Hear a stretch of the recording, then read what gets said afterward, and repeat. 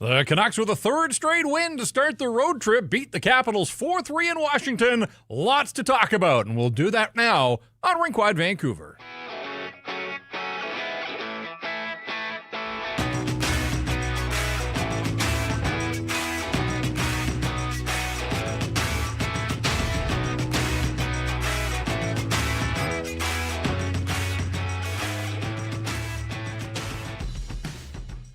And we welcome you inside the Pacific Toyota Dealer Studios. Visit shoptoyota.ca or your local Pacific Toyota dealer today. I'm Jeff Patterson. He's Tyson Cole. The Vancouver Canucks 3 for 3 to start this road trip. 3 wins in Dallas and Chicago, and this one in Washington. 2 stops to go now as they head to Pittsburgh and then to Nashville. The victory, impressive in and of itself, more so when you consider the Canucks were down a couple of forwards in this hockey game, and that's really the big talking point, I think, Tyson, to come out of this. The Tom Wilson hit on Philip Chytil. Fingers crossed for Chytil and his well-being, but the Canucks not deterred. Give them credit. Pretty impressive stuff to get the victory in this early start in the U.S. Capitol. Well, yeah, they played 40 minutes. Oh, there we go. Sorry about that. Yeah, they played 40 minutes with 10 forwards. I mean, that's pretty impressive. I mean, as the game went on, you could kind of see them kind of get a little tired, and, you know, they were playing a lot. They're playing a lot more than normal. I mean, you're going down 2 forwards. You're pretty much playing with 3 lines. So, I mean, it was a great effort. I mean, they did try their best to come back. The Capitals did, but the Canucks held strong. Made it close at the end. There were a few anxious moments. Alex Ovechkin in the shooting gallery, but EP40 saying, none of that. I can throw myself in front of a bunch of those pucks, and how about that? It was EP40 that got the scoring started in this hockey game. His first of the year, less than a minute in, and maybe that was an indication of what was to come, that it was going to be everybody pulling on the rope in this one for the Vancouver Canucks. That's what they needed. Early starts, those can be tricky for the Canucks. 3 games in less than 4 days, considering the travel as well and time zone and all. Washington was on a 4-game win streak coming in. They were 4-1. I think they'd given up 5 goals or 3 goals at 5-on-5, and the Canucks had 3 5-on-5 goals of their own before this game was 25 minutes old. So Canucks said, we don't care about all the storylines coming in. That's why you play the games. That's why you line up, and good on the Canucks, built themselves a 4-0 lead, and they needed each and every one of those goals. Ultimately, they hold on for the 4-3 victory. Rink Wide brought to you in part by Bet365. We'll have our line of the night a little bit later on here on the program. We also always encourage you to hit us up with the Super Chats. We want you to be a big part of what we're doing here in this live stream after each and every Vancouver Canucks game. So hit us up with a Super Chat. Our charity partner again this season, the BC Mental Health Foundation, changing the face of mental health and addiction by supporting breakthroughs in care, public understanding, research, and knowledge exchange. And we've got a couple of Super Chats right off the top. This one from Justice says, Super Chat for charity, but also want to rant. What was that drop pass? Yeah, Vander Kane, what might have been, but they get away with it. Also hope Chytil's okay, and Lek as well. I've seen enough giveaways to give away Kane to anybody else. I'll pay a team to take him. Again, I want to give the Canucks all credit, but I know, and I see it in the chat here and saw it on social as well. Everybody is talking about the Tom Wilson hit on Philip Chytil. So let's sort of double back there and begin our discussion, because this was always the concern, right, with Philip Chytil, is he just one hit away? And we don't know. He left the game, didn't return. We'll see if we get any update from Adam Foote post-game here. But the Canucks decided to go into this season with Elias Pettersson and Philip Chytil as their top 2 centers.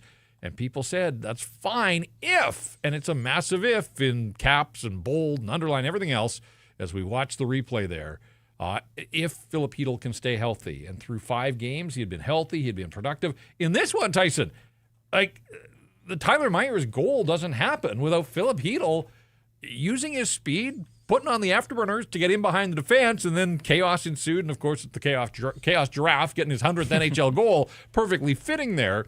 But as we showed you a moment ago, the hit, I'll give you my thoughts, and then I'm curious to get yours as well. Penalty on the play was called, and then they reviewed it, and then ultimately there was no penalty. And so in the eyes of the officials, it was a good, clean hockey hit. there was no headhunting. I want to be perfectly clear there. This wasn't targeting the head for a guy that's had all sorts of head injuries. And, of course, that was part of the storyline going into Chicago the other night it was the rematch against Jason Dickinson and the Blackhawks, and really nothing came of all of that. Look, this is Tom Wilson. He plays the game differently than just about anybody else in the National Hockey League. There is an onus to be aware when Wilson is on the ice. All of that said, Filip Chytil dishes the puck. Maybe he's caught puck watching, but it's late. Like, there is clearly a beat there where Wilson could have avoided contact, but that's not Tom Wilson. That's what Tom Wilson does. That's how he plays the game. It's a hard hit. It's a body check. My issue is more that it's late. Tom Wilson can't worry too much about Filip Chytil and his concussion histories. If Chytil's in the game, then he's an opponent, and Tom Wilson's a heat-seeking missile. We know that. But And the fact that a 2-minute penalty isn't going to save Chytil in that moment, Wilson makes his decision and absolutely drills him. But there was no head contact. It was shoulder to the midsection, essentially. And unfortunately, Filip Chytil takes the worst of it, was down. People have wondered about the Canucks and team toughness. A guy like Linus Karlsson, he's not going to square up and fight Tom Wilson, but good on him. He goes after him and chases Tom Wilson. Others got involved there. And so now we all play the waiting game. But unfortunate, I think, at the end of the day, and again, whether it's a 2-minute penalty or not, that wasn't going to save Filip Chytil in that moment, and Filip Chytil takes that blow that nobody wanted to see him take, and it happens just 6 games into this season. Yeah, I mean, it's unfortunate, and I agree with you. You know, it wasn't a dirty hit by any means, but you see Tom Wilson coming, and automatically you're probably going to think that due to his track record. But yeah, like you said, it was a hit right to the upper chest area, and you know, if Tom Wilson hits any other player, it's probably not the end result ending in a concussion, but with how many he's had, and I don't know if it's a concussion, no one's said anything yet, but one can assume, but the whiplash that he gets from that hit, I mean, you pretty much could tell right away. He's on his knees, he had to get help off the bench, he was woozy coming down the tunnel. So it's unfortunate. I agree with you. It was definitely late, and I thought it would at least be a 2-minute interference penalty, but he didn't deserve to get kicked out of the game for that. And you're right, I did like what Karlsson did, like going after Wilson. I mean, that's an intimidating guy to go after, right? Yeah. And I don't know if this was retribution later, but Mancini dropped the gloves with Duhaime. Yep. It wasn't Wilson, and I don't necessarily blame Mancini for not wanting to go after Tom Wilson either, but Duhaime's a tough cat too. Yep. And I think that was more a question. It was 4-0 at that point, and Duhaime had kind of had enough and was trying to spark his team, and that's what he does. And absolutely props to Victor Mancini.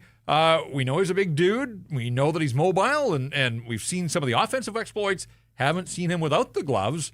And I don't think he's going to be out there looking for fights regularly, but if trouble comes at him, great to see that he can handle his own in those circumstances. And so there you go. I don't know if you had Victor Mancini in the pool for first fight of the season for the Vancouver Canucks, but that is the first official fighting major for this hockey club. Let's roll it back to the first minute of play. People have been wondering, Elias Pettersson has had pucks get to the goal line. Parts of the puck have got across the goal line the other night in Dallas, and he couldn't force that one in. Had some close calls, knifed between the defenders in overtime in Chicago. There have been some signs of life here from Elias Pettersson, but there really hasn't been a bottom-line takeaway. And when you're getting paid what he's paid, and when you look at what this team has offensively, they need Elias Pettersson. And so for him to get his first of the year, a minute into this hockey game, set the tone. The Canucks coming off good wins in Dallas and Chicago. This was exactly the start that they were looking for, and really the start from the guy that they were looking for. Mm-hmm. I mean, Adam Foote's been talking about it. Like, we just want to get off to better starts. I mean, what was it, 2 games in a row now on this road trip that they've got out to? 4 straight. They'd given up 2-0 leads. So that's playing with fire big time. Of course. Yeah. And I mean, Petey has been sniffing around it. And you mentioned this, before, while we were watching the game. He looks good sometimes, but you kind of expect him to make those plays. You can't, like, those block shots or those, That's the baseline for a number one center and a guy that's supposed to be one of the leaders on this team. Of course. And now, it was positive to see those signs, like, okay, he's getting close. And now that he got right off the hop, scored in the first minute of the game. Yep. It's a great sign that hopefully it is about to come. Hopefully he could turn that around. But yeah, we'll see. More performances like that could definitely spark it. So Elias Pettersson opens the scoring. Connor Garland makes the play. And, of course, Connor Garland makes the play. That's all Connor Garland is doing. What a start to the season for this guy. And we'll get to the 3 stars, and he's going to feature prominently there. Just the work rate, the effort level, the hustle, the compete, the battle, and then the bottom line as well for one of the Canucks' smallest players. And on that play, basically picks the pocket of Alexei Protas, who might be the biggest. There's some other for him, Matt Rempe and some other guys. But, I mean, Alexei Protas is running 6'6", 250. Connor Garland is not. And Garland, he doesn't care. He just wants the puck, and he goes and he gets it. Nice work by Jake DeBrusk to keep the play alive along the side boards. Protas kind of mishandles it, and that's all Garland needed was to get it to Elias Pettersson. Then I loved the replay. Protas knows that he screwed up. The puck winds up in his net, and then he puts his stick on his helmet basically. And part of me was thinking, if there was the thought bubble, it was I just lost a battle to a guy that's a foot shorter than I am. How did that happen? And Alexei Protas is off to a nice start. The Capitals were off to a great start, but not on this day. The Vancouver Canucks 3-0 on the road trip. They're now 4-2 on the season. And you think of where this team was when it left town after the back-to-back losses to Edmonton and St. Louis. There was some real questions around this hockey club and the direction it was headed. And it's funny what 3 straight wins can do, and all of a sudden the Canucks have sort of righted the ship now. And honestly, they can only play them one at a time, but you can't sweep a 5-game road trip without the first 3. Hey, you're more than halfway there. Pittsburgh and Nashville still to come. So, 1-0 Canucks. Good start. It's what they were looking for. And then we talked a little bit about the scramble goal. Tyler Myers with his first of the season. Unassisted officially, although Evander Kane was in the mix there. Linus Karlsson was hunting around too. Hedl was the first guy that took the puck. And this was a really interesting sequence because Myers scored. It goes on the board. It's 2-0. And then the Capitals call their timeout so that they can take additional time to decide whether they want to challenge the play. Sure enough, they do.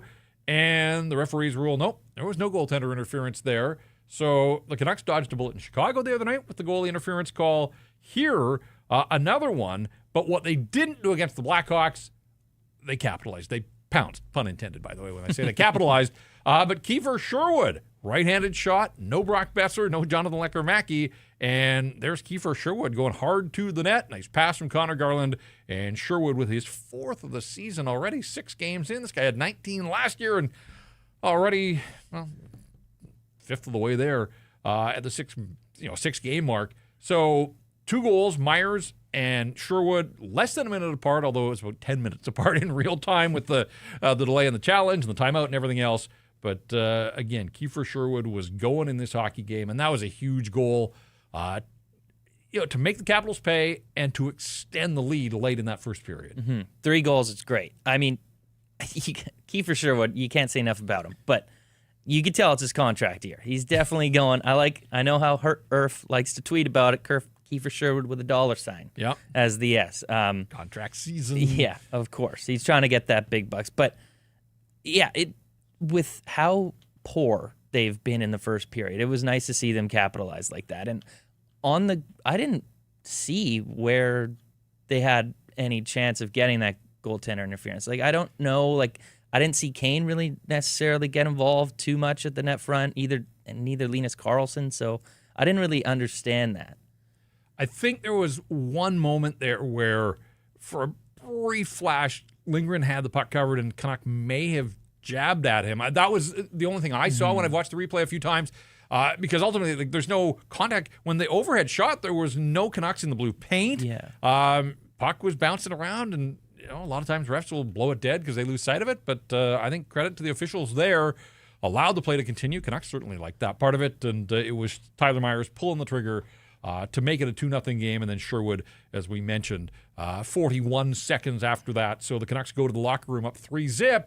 And yeah, I mean, all these first periods where they've kind of scuffled and struggled to find their footing here, they were ready for the 12:30 local time start. I know people back home lamenting 9:30 puck drop. What are you doing? This is one of 4 games this season for the Vancouver Canucks that will start before 2 o'clock local time. I think they're all road games. In fact, I know they're all road games in Tampa, in San Jose on Black Friday, and then the Hughes brothers battle in New Jersey is another one of these 9:30 starts Pacific time. Another super chat I want to get to. This one from Free Petey, and it says Lindros vibes on that hit. Fingers crossed for 72. And, of course, that is Philip Heedle. Justice with a second super chat of the day, and we appreciate your contributions to the BC Mental Health Foundation. I'm glad we're winning, but I'm a little worried given how last season went. We were great on the road and then crumbled. And that is true. Kevin Lankinen winning his first 10 road games as a member of the Vancouver Canucks last year. Here they lost their opener in Edmonton.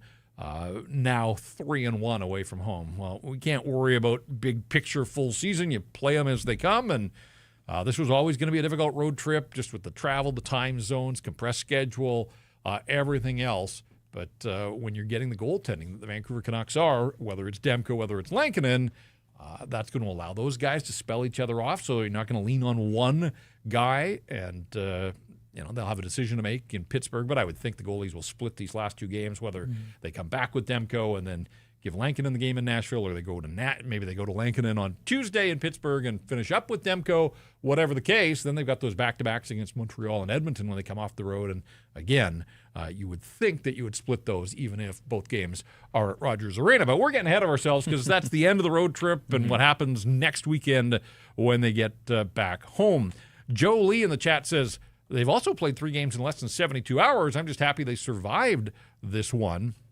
Compressed schedule. Just get used to hearing that an awful lot. Adam Foote has mentioned that a bunch.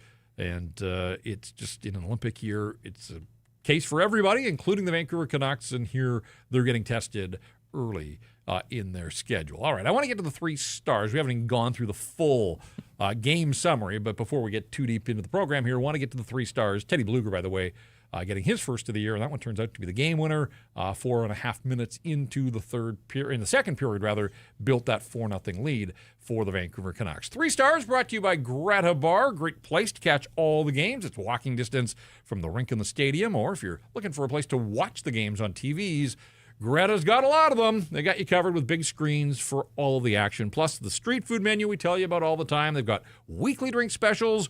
When the Canucks are playing, they've got game day specials as well. All those arcade games, too. We had fun at the first watch party of the season last weekend, and we'll do a few more of those before the year is through. If you haven't checked it out already, do so. Greta Bar, the place to be, 50 West Cordova. Greta Bar, let the games begin. All right, the 3 stars in the building as selected by Washington Media. Tyler Myers, Connor Garland, and Jacob Chikrin. We're going a little home cooking here on the program. It's a Canucks postgame live stream. So, yes, Jacob Chikrin and John Carlson ended up making it a 1-goal game. There were some capitals to consider, but we're going 3 Canucks with our 3 stars in this hockey game. And there you go. Connor Garland, 2 more assists, plays 22 minutes and 10 seconds, was buzzing at that shift in the third period where he hunted down a loose puck and was able to clear the zone onto the stick of Jake DeBrusk, who raced away on the left wing and had a pretty good scoring chance. Garland sets up Pettersson. He also gets the assist on the Sherwood goal. So 2 primary helpers for Connor Garland, who leads this team now. He's got 6 points on the season, and he truly is the heartbeat and the engine of this hockey club and has been on this road trip.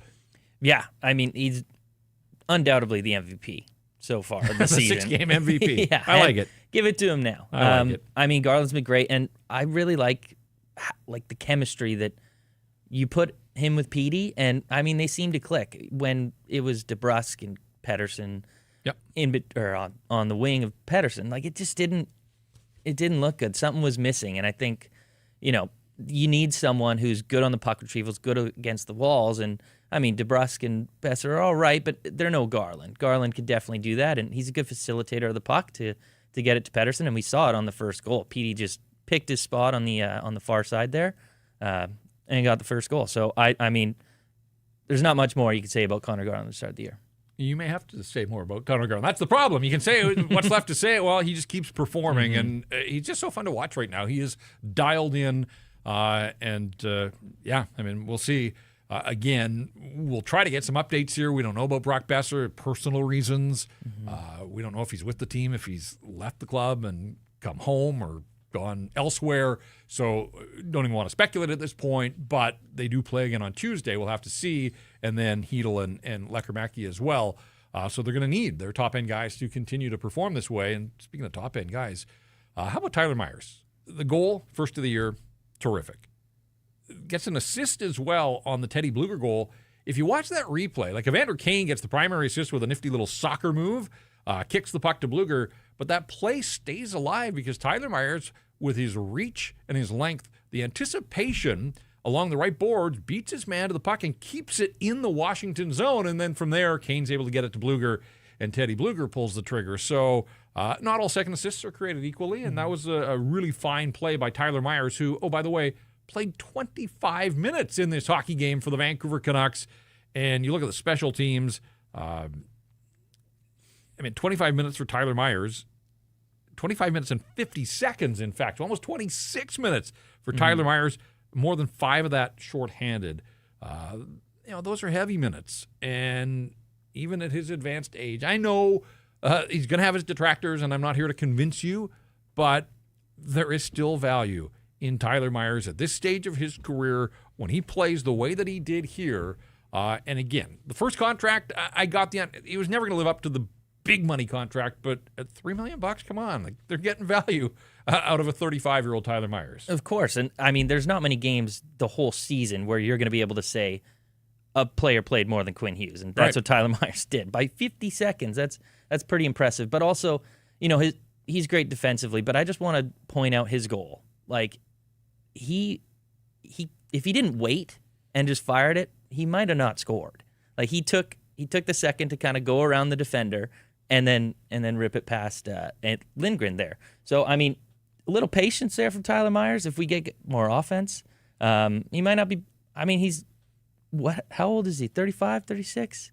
Like he'll be 36 in February. Yeah, like he's $3 million. You're right. Like that's extreme value for a top 4 defenseman. And there's a third star, and really this could have been a first-star performance. Kiefer Sherwood, we talked about him, 4 goals on the season now. He's out there in the power play because no Besser, no Lekkerimäki. You're looking for a right-handed shot. And so there he goes to the back post, and it worked out perfectly for him. But this was the number, and we'll get to our stat that stands out a little bit later on. Kiefer Sherwood played 23 minutes and 16 seconds. 23-16, career high for Kiefer Sherwood today. Not by 1 minute, not by 2 minutes, by 3 minutes. He had never played anywhere close to this amount of ice time in a regular season game. Up to the challenge, raised his level of performance, the penalty kill, the power play, all the situations, getting his hits in as well, because that's what he does. So absolutely a salute to Kiefer Sherwood. Probably could have bumped him higher in the stars, but there were other deserving candidates. So there you go. Clean sweep for the Vancouver Canucks here on the Rink Wide 3 Stars. Connor Garland, Tyler Myers, Kiefer Sherwood, a presentation of Greta Bar YVR. All right, let's get to the Teddy Bluger goal because it made it 4-0. And at that point, it looked like they're going to run away and hide from the Capitals. I think there were a lot of people that are stunned, just given the start that the Caps had and how stingy the Capitals had been. And Charlie Lindgren with a shutout in his only other start so far this season, and for the Canucks to pump 4 past him. Pretty impressive stuff, all things considered, and the way that they're spreading their offense and getting guys involved.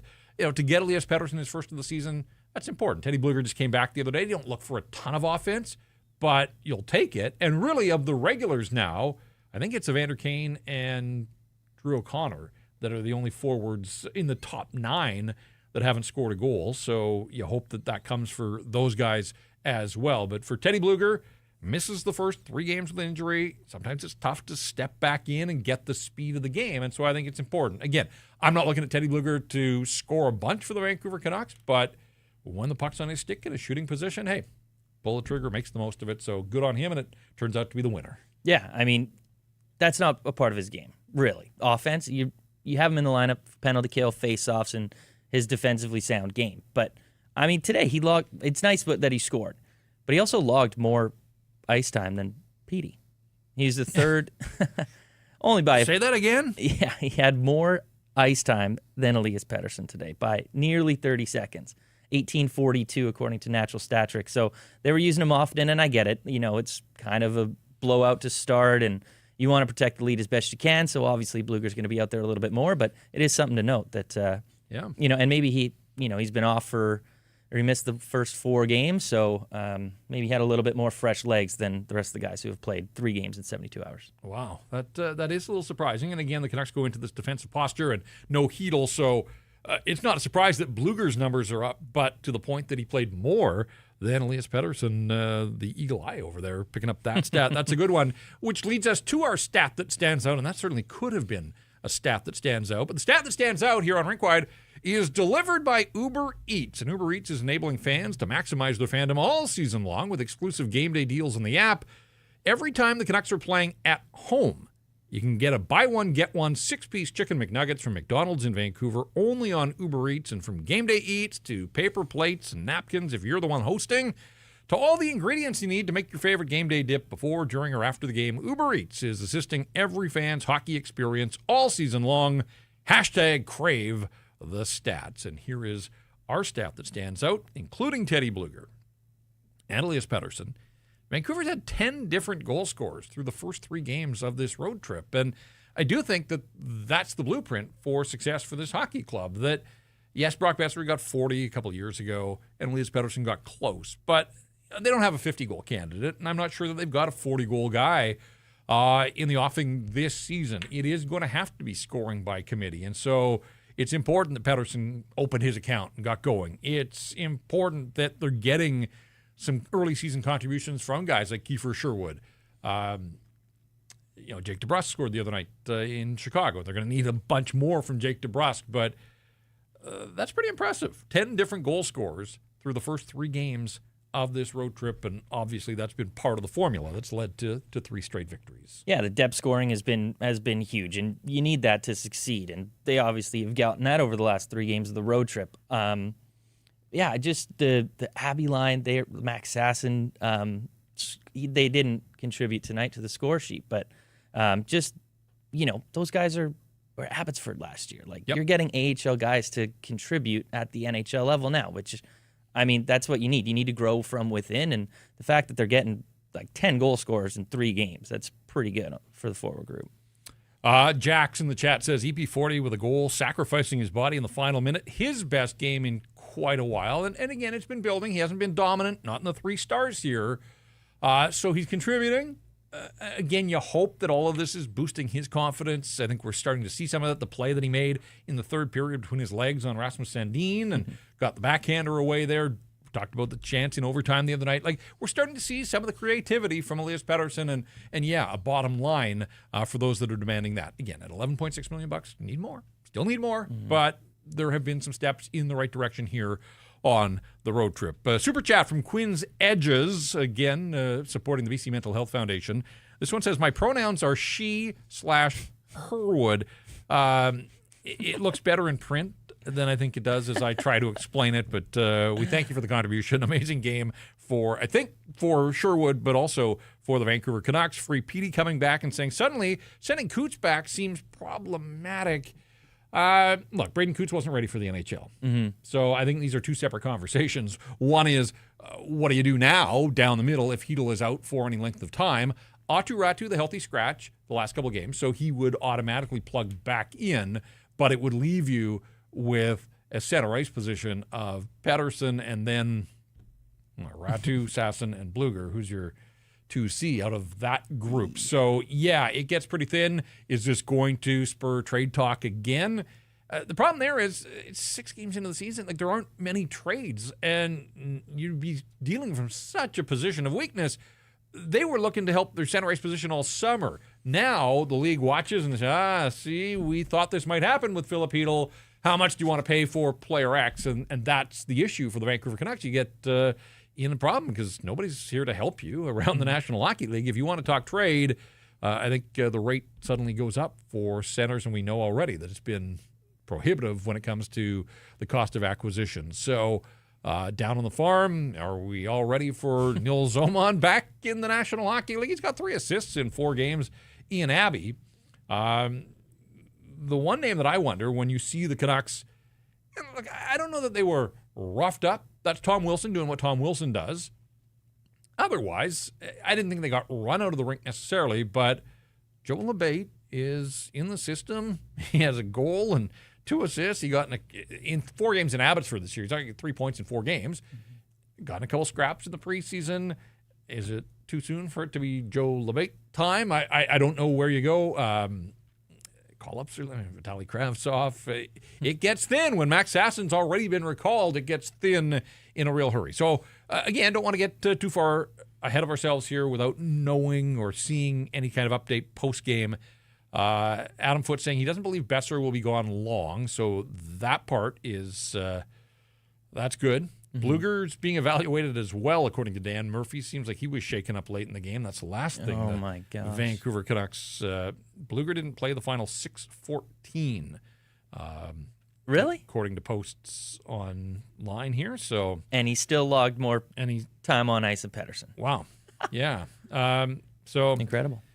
Anyhow, through it all, and sometimes adversity comes in waves, and Canucks were able to handle it here in large part because of the guy in all the gear at the very back, the last line of defense. And I know he gives up 3 goals, but Thatcher Demko just looked confident.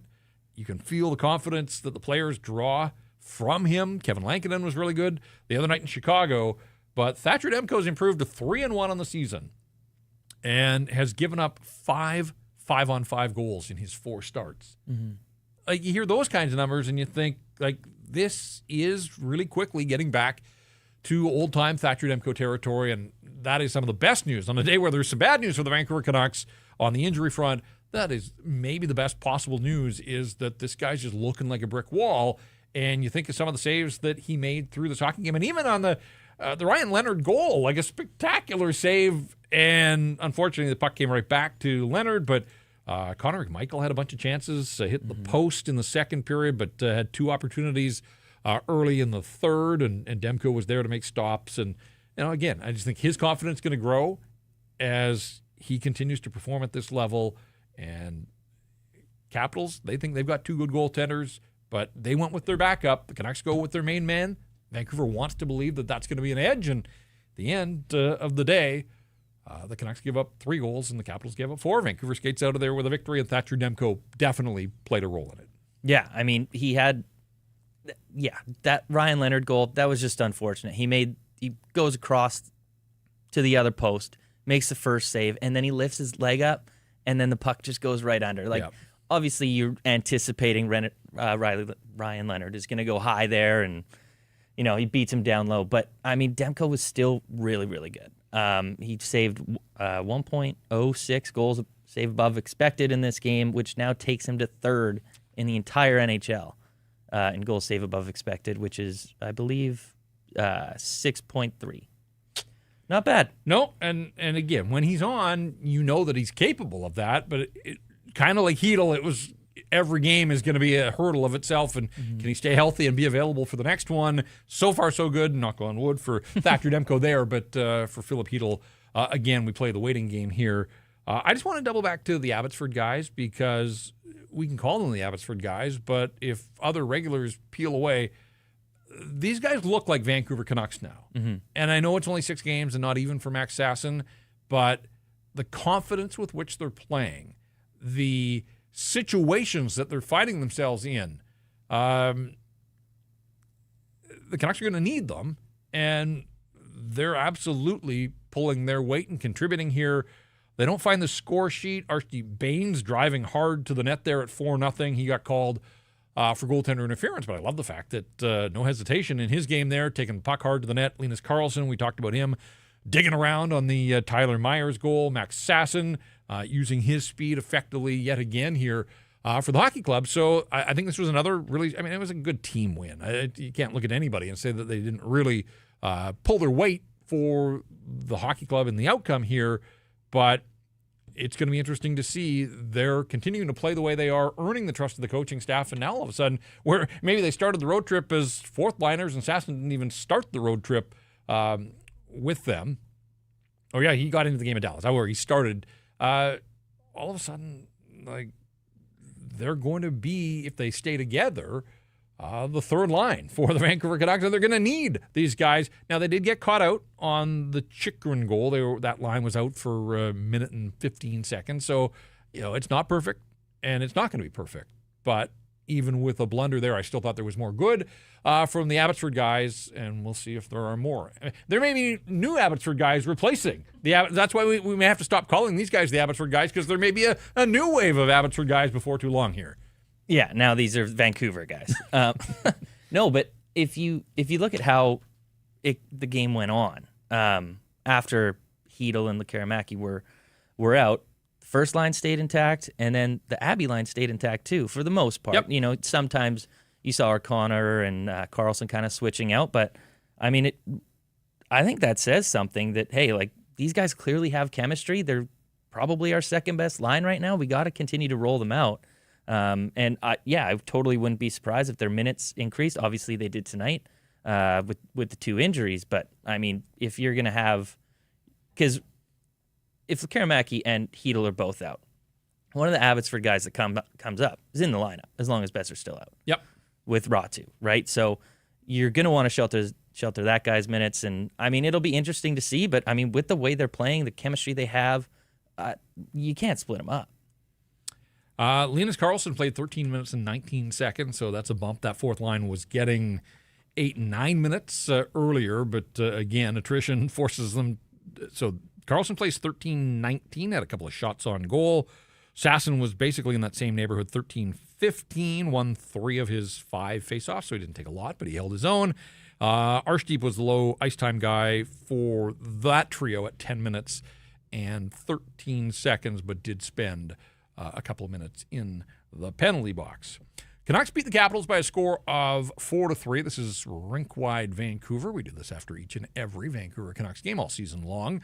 This segment of the program is presented by your Pacific Toyota dealers and the Toyota Prius plug-in hybrid, and its no-compromise approach to electric vehicles that offers the best of both worlds. You can drive 72 kilometers on battery alone. That's enough to get you from downtown to the rink to the grocery store and then back home in time to recharge. Seamlessly transitions from electric mode to the gas engine for a combined range of 962 kilometers. Plug in to recharge at home or at one of over 2,000 public charging stations in BC alone. And right now, you can lease the 2025 Prius plug-in hybrid SE from $99 weekly at 3.49% APR. That's for 64 months with $3,600 down, and it includes a $3,000 discount. Visit shoptoyota.ca or your local Pacific Toyota dealer today. Have you looked at Alex Ovechkin's final stat line for this hockey game? I have not, no. All right. We talked about his attempts in the third there where EP40 threw himself in front of not 1, 2, 3 Alex Ovechkin one-time blasts. It was interesting that the Capitals got the Karlsson goal with the goaltender out. Ovi wasn't even on the ice, and I think that was Spencer Carberry trying to save his big gun for the final minute if they weren't able to score the one that they did then. Ovi did get out once it was 4-3, but unable to pull the trigger. But I really didn't hear Alex Ovechkin's name a ton in this hockey game. The final, he played 21 minutes and 3 seconds. Didn't have a shot on goal. Had 8 attempts. Wow. But not a single shot for Ovi, so he's stuck on 898. History was not made against the Vancouver Canucks in his 1,497th National Hockey League game. So he's closing in 900 goals and 1,500 games could come the same night here. I mean, that's a possibility that he's close to both of those.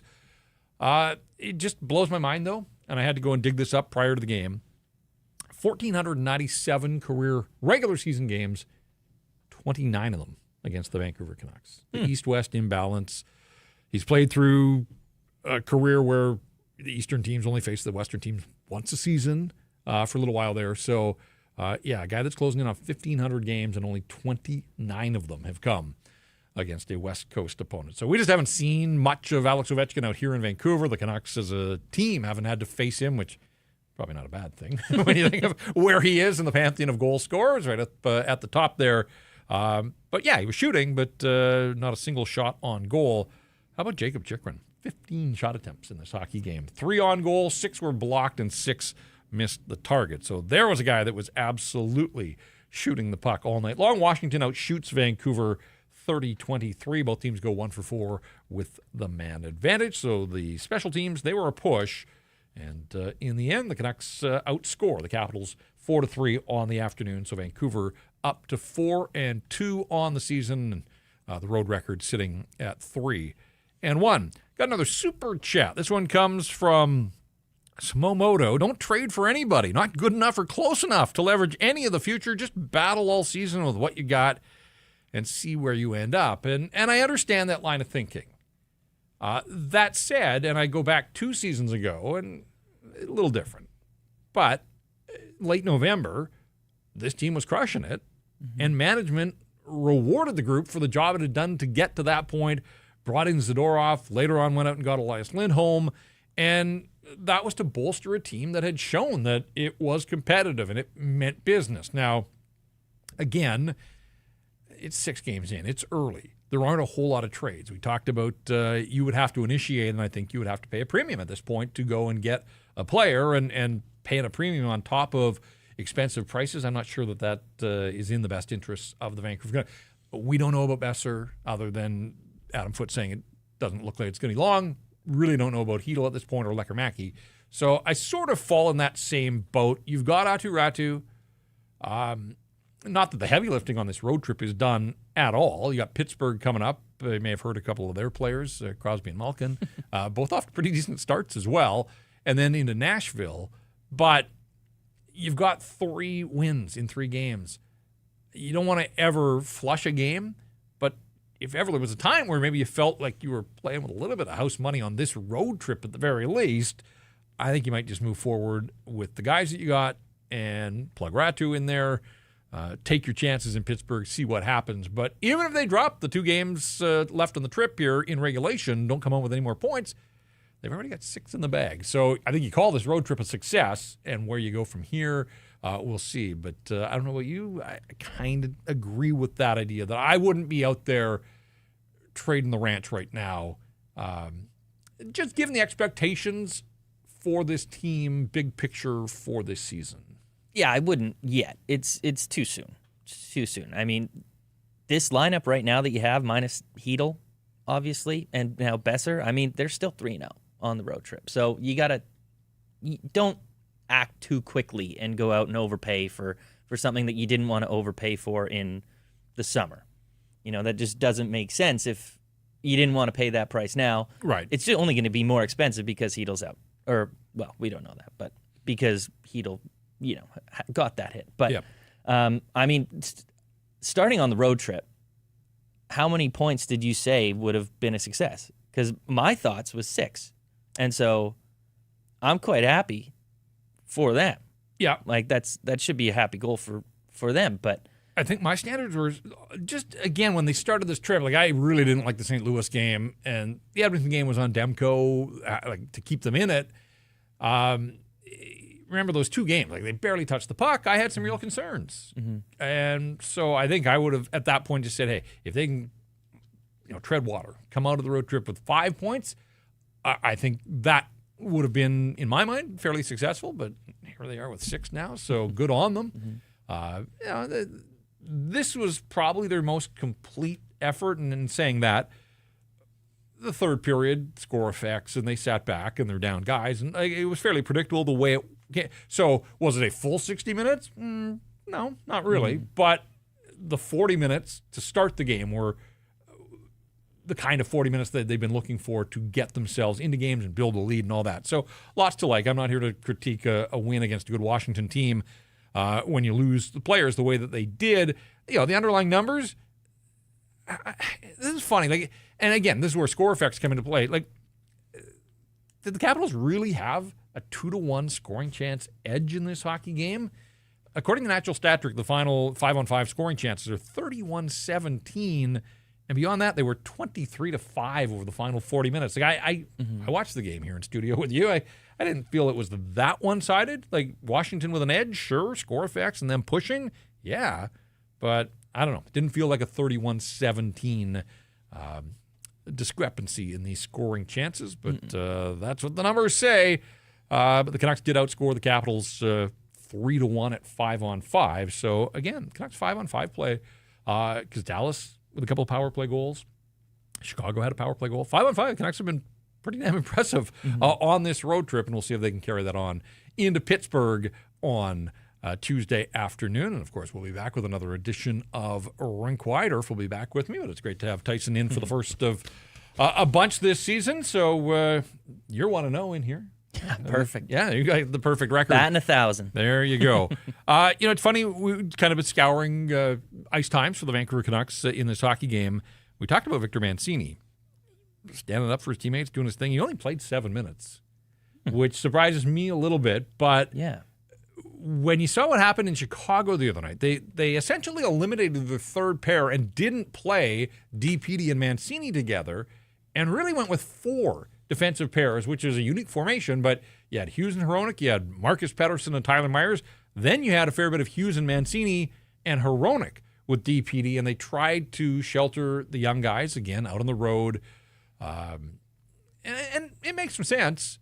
And so 5 minutes in the penalty box, that obviously would have eaten into a couple of shifts for him. But I'm a little surprised to see Mancini's ice time as low as it is there. DPD, he ended up playing 15 minutes and 26 seconds. So pretty solid workload for the guy that's number 5 on the depth chart. And this is another part of this too, that you've got a winning lineup.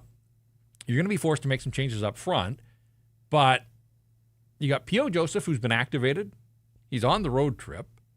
All these games in a condensed period of time. I thought they might make a change going into this one. I know P.O. Joseph understands his role in all of this, but he's a hockey player. He wants to play, wants to make his season debut. Mm-hmm. So I wonder if we see him at any point here in these remaining 2 games. The other one is Forbert's eligible to be activated now. He was put on IR retroactive to them leaving for the road trip, but he's eligible. So Mancini's up on a recall. Lots of moving parts here, and we'll have to sort of see how things shake down for the Vancouver Canucks defensively as they make their way through Pittsburgh and Nashville to wrap up the road trip. Yeah. Just this third pairing, Mancini and DPD, they played 24 seconds of 5-on-5 ice time. So it's not a third pairing. No. They don't play together. One thing with you saying that just popped into my head, and if you're only going to play Mancini not even 7 minutes a night, now with the injuries, do you go 11 forwards and 7D? It's possible you could in a pinch. Mm-hmm. I think most coaches are loath to do that. Mm-hmm. It happens. Sometimes they're forced into doing it, but I think most coaches like the ability to roll 4 lines. Could a defenseman take a couple shifts up front? Victor Mancini as a winger. That's not a bad shout. If people want Tyler Myers to be a net front presence. Yeah. No, it's not without some merit. And again, we'll have to get some more updates here. And I would think after 3 games in 4 days and travel and all these wins, that they probably won't practice on Monday. And yet, coaches at this time of the year, they can't stand the fact that they can't squeeze practices in. So if they practiced, we might get a better idea of what they're thinking. May have to wait until morning skate in Pittsburgh on Tuesday. But no, we'll have to wait and see there. My hunch is that you are going to see P.O. Joseph. And just to your point about if Mancini's only going to get 5 or 6 minutes of ice time, is that going to be a regular thing out on the road? Can they shelter him and spot him some more shifts at home? Possibly. Mm-hmm. We'll have to wait and see. But if they were to activate Forbort, then they would have to make a corresponding move. And you just wonder if, at this point, Mancini would find himself back in Abbotsford. And, of course, Abbotsford's got the banner raising. They got the home opener on Friday. Mm-hmm. Lost both games in Laval over the weekend, struggling to score goals. But when you look at their lineup, there isn't a whole lot there for Manny Malhotra to work with. So some of that part is understandable. But, again, lots of moving parts here as the Canucks move forward. And, of course, we'll be all over it at Canucks Army as the news sort of makes itself apparent and some of these roster moves and those types of things. So make sure you're checking out the Army website. Got instant reaction. We'll have the Statsies. Got the Statsies coming as well. I'll have a Monday mailbag to start the week. So lots going on there at Canucks Army. All right, quiet Sunday for the most part after a busy Saturday night around the National Hockey League. But there's still things going on. And, of course, more games to come to open up the week on Monday as well. And I mentioned that Before we preview the Canucks' next opponent, the Pittsburgh Penguins, it is time for our Bet365 line of the night. Where are you looking? So I'm sitting in Irf's chair. He always likes to do a parlay. My original like a 12-game parlay and stuff. Anyways, I only wanted to do one, but simple. I mean, Jacob, the producer, he's in here, so I had to throw him a bone. We're taking the Rangers on the money line to beat the Wild. They're going to finally score at home. I mean, okay. It's crazy. 3 games in, set the NHL record. They got to score at home. And I mean, Minnesota, I believe they barely mustered up 30 shots over their last 2 games. Over 2 games, Washington and Philadelphia. And I think a total of 30 shots through 2 games, which is weird. Pretty brutal for that high flying of an offense. So I Kaprizov figured should have 30 himself. Exactly. And then I threw Jacob a bone there with the Canadians coming off a tough loss to those Rangers. Whatever your bet is, it's never ordinary at Bet365. Download the app and get it on the game. Use the code NATION to get you started. A reminder, you must be 19 or older. Please play responsibly. There you go. Our Bet365 line of the night. Hey, make sure you're following Rink Wide on all of our socials. Particularly, we want you to make a point of subscribing to the Rink Wide YouTube channel. You can watch the live stream on YouTube. But, of course, this year we decided we're going to branch out a little bit as well and add to what we're doing in that space, particularly on that platform. So we're going to be posting practice video, game day content, player scrums, you name it. We'll try to make it your one-stop shop for, if you can't get to it at the end of the day, you can know, hey, I'll go to the Rink Wide YouTube channel and find out what was happening when the Canucks are at home, although we are planning to get out on the road a little later on in the season as well. So set the notifications so that you do not miss a thing. All right, this will be interesting. On Tuesday, the Pittsburgh Penguins, they were winners last night in San Jose, beat the Sharks 3-0. Tristan Jarry got the start there. He got the shutout. A lot of times, teams come right back with a guy. Why would you mess with a formula that's working? Well, but they've already done this once this year where a goalie got a shutout and they went to the other guy. And they've alternated their goaltenders. And so the way the batting order essentially is working here, Tuesday looks like it should be an Artur Silovs start for the Penguins against the Canucks. And I have to think that the Penguins understand what's at stake here. The coaches will make the decision. Yeah, Tristan Jarry maybe throwing a bit of a curveball in there, but my hunch is that you're going to see Artur Silovs get the start against the Vancouver Canucks on Tuesday. You kind of have to, right? It's just, you think so? It's only fair. I understand Tristan Jarry's BC boy. He probably likes to play the Canucks too, but former team, first time you get the opportunity to play against them. And I think it's kind of to the benefit of the Canucks because now you got a full Abbey line of Baines, Sasson, and Carlson who played with Silovs and got to see, what his weaknesses were in practice. Just shoot high from point shots. But, yeah, it should be a good game. We already saw what Silovs did to another old teammate earlier in the year. True. He got a shutout on JT Miller and Carson Soucy. Yeah, so opening night. Yeah, hopefully that doesn't happen again. Already had 2 wins in the NHL all of last season, both against Chicago. He's got 2 already this year. And the Penguins are off to a pretty nice start. Again, the win in San Jose, they've won 2 straight. They're 4-2 on the season. And I don't know. At this stage of their careers, we shouldn't be surprised. But Evgeny Malkin and Sidney Crosby lead the Pittsburgh Penguins in offense. Both had a goal and an assist last night in the win over the Sharks. Malkin's with 9 points already. It's not quite Jack Eichel level stuff, but 9 points for Malkin. And Crosby's got 7. So both of them off tonight's starts there. Justin Brazeau, one of the new Penguins this season, leads the team with 4 goals. And a couple of rookies with strong ties to these parts. 18-year-old Ben Kindle was the 11th overall pick in the draft, son of local soccer stars Steve Kindle and Sarah Maglio. And he's already scored an NHL goal, so we'll see if he's in the lineup. And Harrison Brunick is a former Kamloops Blazer, go Blazers, first ever skater born in South Africa to play in the National Hockey League. Cool. Olaf Kolzig was born in South Africa, but he's a goalie. This is the first ever skater born in South Africa to make it to the National Hockey League. So a couple of youngsters there in the Pittsburgh lineup with ties to British Columbia. And we'll see if both of them are in the lineup when the Canucks come calling on Tuesday, and then the road trip wraps up in Nashville And the Predators still kind of scuffling along, got their lunch fed to them by the Winnipeg Jets on Saturday night. So, again, it's the end of a road trip. Lots of wear and tear on this hockey club. There are no easy games in the National Hockey League, and I'm sure the Canucks aren't even focused on the Preds right now.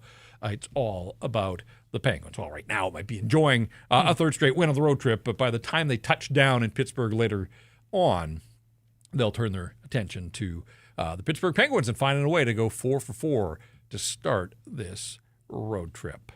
You got to give them credit. Like, this one would have been easy for a lot of reasons to get away from the Canucks, and people would have been, the funky start time, and the Capitals are playing well, and all that kind of stuff. And for the Vancouver Canucks to rise up and have the start that they did and to spread the offense the way that they did, all of it with Thatcher Demko standing tall in the nets, really impressive team effort for the Vancouver Canucks to come away with a 4-3 victory.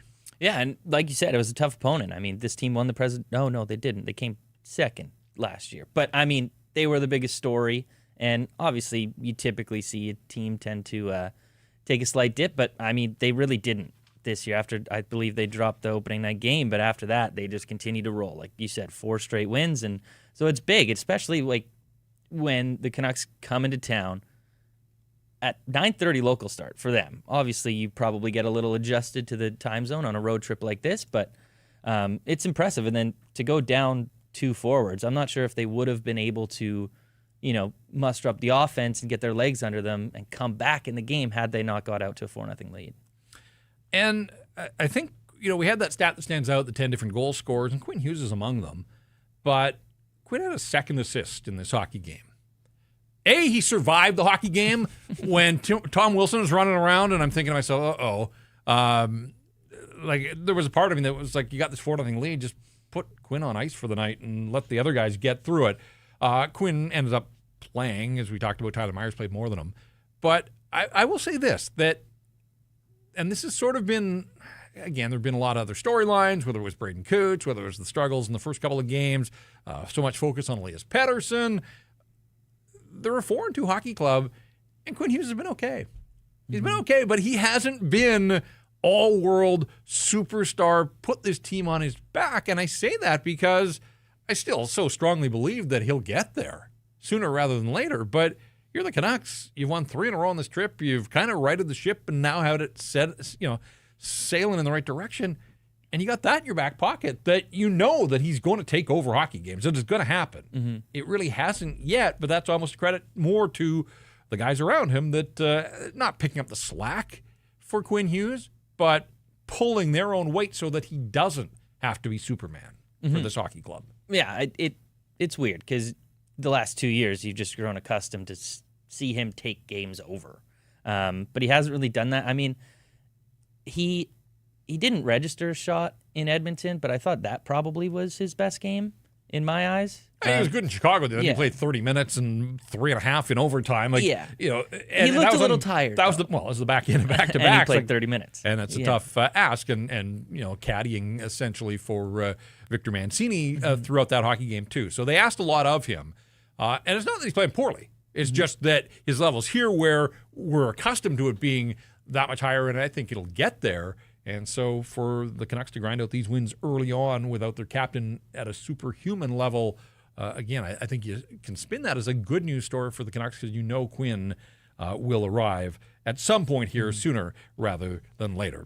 All right, good win for the Canucks. Good road trip for the Vancouver Canucks, obviously. A good debut on the season for Tyson Cole here, my wingman. So that was fun. We appreciated you getting up and getting in here to the studio to watch this hockey game on just an incredible sports Sunday with all the full slate of the NFL. And, of course, it all builds to Game 6 of the American League Championship Series on to Monday. The Seahawks are playing Monday Night Football, so lots going on at this time of the year, and the Canucks are a part of it. And all of a sudden, they have worked their way back into a conversation where I think people are feeling good about this hockey club after kind of limping out of the gate with just the one win in their first 3 outings. Our thanks to Jacob Lazar. Talk about a guy pulling shifts here on a Sunday.